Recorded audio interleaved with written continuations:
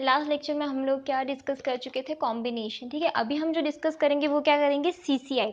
ठीक है, competition commission of India.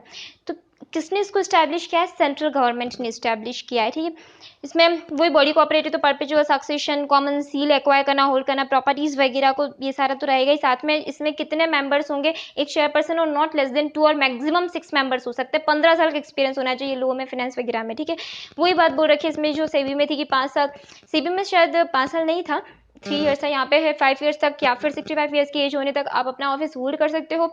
आपको अगर रिजाइन करना है 3 मंथ्स का नोटिस वगैरह दो। अगर रिमूव आपको जैसे ही पोजीशन सीज करते हो उसके 2 ईयर्स तक, पोजीशन सीज करने के 2 ईयर्स तक आप कहीं और पोजीशन हेल्ड नहीं कर सकते, किसी भी एम्प्लॉयमेंट में नहीं रह सकते। पर इसमें एक्सेप्शन है कि सेंट्रल गवर्नमेंट डिपार्टमेंट में आप पोजीशन हेल्ड कर सकते हो, यानी एम्प्लॉयमेंट में रह सकते हो 2 ईयर्स सीज होने के बाद भी। जैसे LIC वगैरह में आपको अपॉइंट किया चलेगा, लेकिन ऑयल गैस रिसर्च कंपनी कोई थी, ठीक है, प्राइवेट कंपनी, उसमें आपको अपॉइंट किया नहीं चलेगा। ठीक है, फिर आ जाता है क्वारम 3 मेंबर्स का होगा और समन बुला सकते वगैरह। एडवोकेसी, हाँ, यहाँ पे एक सीसीआई का मेन पॉइंट क्या है कि ये जो कंपटीशन कमीशन ऑफ इंडिया, इसके पास में 2 तरह के पावर है। पहली ऐसी अथॉरिटी जिसके पास में एडजुडिकेशन पावर और एडमिनिस्ट्रेशन पावर दोनों है। एडजुडिकेशन मतलब वो इन्वेस्टिगेशन, इंक्वायरी कर रही है, समन बुला रही है, उस पे ले रही है। और एडमिनिस्ट्रेशन पावर मतलब जो पावर हमेशा सेंट्रल गवर्नमेंट का था, जैसे रूल बनाना, पॉलिसी बनाना, यहाँ पर सेंट्रल गवर्नमेंट का पावर तो है, बट यहाँ पे consultation with CCI he central government policy बनाएगी, जिसको अपन कॉम्पिटिशन एडवोकेसी बोलते हैं। ठीक है, कॉम्पिटिशन एडवोकेसी यानी पॉलिसी कौन डिसाइड कराएगा, सेंट्रल गवर्नमेंट। किसकी कंसल्टेशन के साथ, competition commission of India. Competition commission of India जैसे उनको पूछा जाता है 60 दिन में वो अपना रिप्लाई देंगे। ठीक है, उसके बाद में पॉलिसी बन के आएगी। तो सीसीआई जो है 60 डेज में अपना ओपिनियन जो देगा सेंट्रल गवर्नमेंट को। सेंट्रल गवर्नमेंट बाइंडिंग नहीं है सीसीआई के ओपिनियन से, बट स्टिल उनका ओपिनियन लिया जा रहा है। ठीक है, इसलिए मैंने कहा एडमिनिस्ट्रेशन प्लस एडजुडिकेशन 2 तरह के पावर इधर इस अथॉरिटी के पास में है, जो कि किसी अथॉरिटी के पास में नहीं होते हैं। ठीक है, साथ में ऑडिट वॉडिट करवानी, सुपरसेशन का जो प्रोविजन था, ये सारे मैं सेबी में डिस्कस कर चुकी हूँ, इसलिए इस बार डिस्कस नहीं करूंगी। ठीक है, बार बार सेम ही टाइप के प्रोविजन को डिस्कस करना। अब यहाँ पे जो है अपील अगर करनी है तो किसके पास में करनी है, एनसीएलटी के पास में। कितने दिन में, पहली बार 60 डेज देखोगे आप, जनरली 45 डेज हम लोग देखते हैं ना। एनसीएलटी के पास में 60 दिन में अपील करनी है। ठीक है, और सुप्रीम कोर्ट के पास, सीधा सुप्रीम कोर्ट के पास चले जाना अगर एनसीएलटी से खुश नहीं है तो 60 दिन में। फिर आ जाता है inquiry into the certain agreements, dominant position of enterprises में अगर इंक्वायरी करनी, सीसीआई बोलती है कि डोमिनेंट पोजीशन का मिसयूज करें, तो इंक्वायरी करना चाहती है। तो क्या इंक्वायरी करेगी, कहीं कोई बैरियर्स तो नहीं लगा रहे न्यू एंट्रेंट पे, कहीं एग्जिस्टिंग को डाइवर्ट करने का तो कोशिश नहीं कर रहे, मतलब 2-2 रुपए में तो पैन बेचना नहीं शुरू कर दिया उन लोगों ने। ठीक है, अगर उनकी डोमिनेंट पोजीशन थी तो प्रीडेटरी प्राइस पे तो नहीं बेच रहे।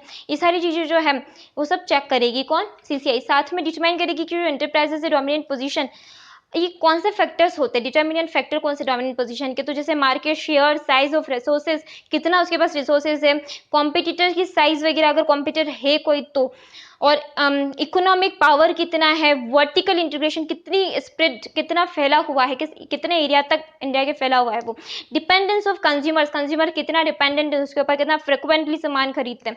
साथ में एंट्री बैरियर्स, जैसे अगर बहुत ज़्यादा फाइनेंशियल रिस्क होगी, बहुत ज़्यादा कैपिटल कॉस्ट होगी, बहुत ज़्यादा रिसर्च डेवलपमेंट की जरूरत होगी, टेक्निकल डेवलपमेंट की जरूरत होगी, बहुत ज़्यादा रेगुलेटरी बैरियर्स आ रहे हैं, यानी गवर्नमेंट से अप्रूवल मिलना ही बहुत मुश्किल है, ये सब जो है ये बैरियर्स भी, एंट्री बैरियर्स भी चेक करेंगे कि डोमिनेंट पोजीशन इनकी इसीलिए तो नहीं है कि कोई लोग इसी वजह से तो नहीं आ पा रहे, कैपिटल बहुत ज्यादा है, ये रिस्क बहुत ज्यादा है, ये सब। ठीक है, ये सब चीजें चेक करनी है। अब अच्छा अपन पेनाल्टी कितनी लगा सकता है सीसीआई, तो पेनाल्टी लगा सकता है not more than 10% of average of the turnover for the last 3 years. अगर कोई भी क्या करते हैं, कॉन्ट्रावेंशन किया है, तो आपके ऊपर पेनल्टी लगेगी मिनिमम नॉट मोर देन, मतलब 10% of turnover of the last 3 year से ज्यादा नहीं।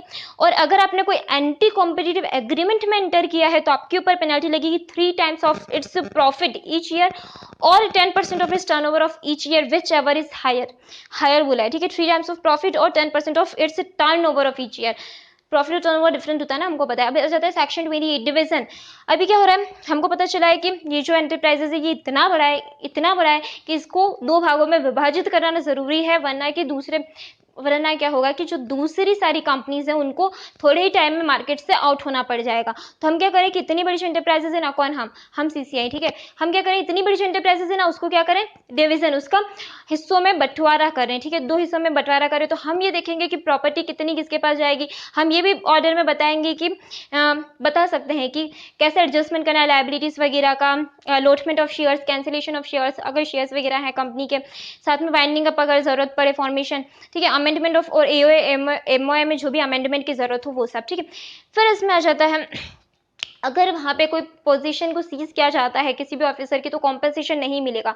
वैसे मुझे इसका लॉजिक नहीं पता, पर मेरे हिसाब से ऐसा होगा कि उनको पोजीशन जो नए एंटरप्राइजेस कॉम्बिनेशन के बाद डिवीजन के बाद बनने वाले हैं, डिवीजन और कॉम्बिनेशन दो अलग अलग चीजें। कॉम्बिनेशन मतलब दो लोग मिल रहे हैं, डिवीजन मतलब जो बड़ी इंटरप्राइज थी उसको दो भागों में विभाजित कर रहे हैं।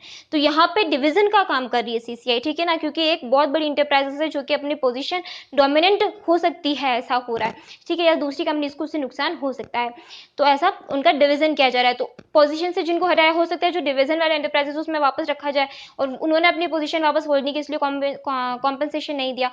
Logic I don't know, but compensation नहीं दिया जाएगा जिस भी ऑफिसर को हटाया गया है, ठीक है, डिवीजन में उन लोगों को। अब जाता है section 20, inquiry into the combination. जब अपन ने लास्ट टाइम देखा था ना, ये जब अपन ने देखा था 2000 6000 का एसेट्स और टर्नओवर, कि इससे ज्यादा हो जाता है कॉम्बिनेशन नहीं करने देंगे, इससे कम है तो कॉम्बिनेशन करने देंगे ना। तो जिन लोगों का कॉम्बिनेशन हुआ है, मतलब जिन कंपनीज का कॉम्बिनेशन हुआ है, उनसे इंक्वायरी करने का काम 1 साल तक, with in 1 year of the combination, कौन कर सकती है? सीसीआई। 1 साल बाद, अब उनको मिले हुए 1 साल से ज्यादा हो गया, अब उनको अब उनसे इंक्वायरी करना मत, ठीक है। अब इन्वेस्टिगेशन मतलब रीजन टू बिलीव, अगर ऐसा कुछ लगता है कि कुछ गड़बड़ है तो क्या कर सकते हैं? इन्वेस्टिगेशन। इन्वेस्टिगेशन के लिए सबसे पहले पार्टीज को क्या करेंगे? नोटिस देंगे 30 डेज में, कि आप क्या करो, 30 डेज में आप रिप्लाई करो हमको, ऐसा नोटिस देंगे, ठीक है। जैसे ही 30 डेज में रिप्लाई करते हैं, 7 दिन में उनको डायरेक्शन देंगे कि आपको ये काम इस तरह से करना है, ठीक है। 7 डेज में डायरेक्शन दिया, जिस डायरेक्शन को कंप्लाई करना है 10 दिन में, 10 वर्किंग डेज में, ठीक है। कोई भी अगर एग्री पार्टी है या ऑपोजिशन है या किसी को ऑब्जेक्शन है तो 15 दिन, 15 वर्किंग डेज में रेज कर देना, ठीक है। और एडिशनल अगर इन्फॉर्मेशन चाहिए तो नेक्स्ट 15 डेज, यानी कि आप यहाँ पे हो गया सबसे पहले तो 30 दिन बोला, ठीक है। 30 डेज में क्या किया था? इन्वेस्टिगेशन के लिए उनसे बोला था कि रिप्लाई करो, फिर उन्होंने क्या किया था? रिप्लाई होते ही 7 दिन में उनको डायरेक्शन दे दिया, 7 दिन में डायरेक्शन दे दिया, 30 दिन में उनको रिप्लाई करने के लिए, रिस्पॉन्ड करने के लिए बोला। फिर क्या बोला? 10 डेज में बोला कि डायरेक्शन को कंप्लाई करो। डायरेक्शन 7 दिन में दिया, 10 दिन का टाइम दिया कि डायरेक्शन को कंप्लाई करो। 15 डेज ऐसे जिसमें किसी को ऑब्जेक्शन रेज करना हो, और 15 डेज अगर एडिशनल इन्फॉर्मेशन वगैरह सीसीआई को चाहिए हो तो, ठीक है। फिर है लास्ट इसमें section 31, order of commission. Combination में क्या क्या ऑर्डर दे सकता है? Has any adverse effect on the competition, modification of combination. अगर लगता है 1 साल मतलब कॉम्बिनेशन होने के बाद भी लगता है कि कुछ ऐसा हो सकता है कि इनकी पोजीशन जो है वो डोमिनेंट पे पहुंच जाए या दूसरी कंपनीज को नुकसान हो जाए, कंज्यूमर को नुकसान हो जाए, तो क्या बोलेंगे? मॉडिफाइड करो कॉम्बिनेशन में, मॉडिफिकेशन। फर्दर मॉडिफिकेशन कितने दिन दिया है? 30 डेज, और फर्दर 30 डेज एक्सटेंशन दिया अगर 30 डेज में नहीं कर पाए, मॉडिफिकेशन का ऑर्डर नहीं दे पाए तो, ठीक है। फिर आ जाता है interim order. Yes, interim order कब? जबकि ऐसा लगता है about to be committed contravention of section 3, 4 and 6।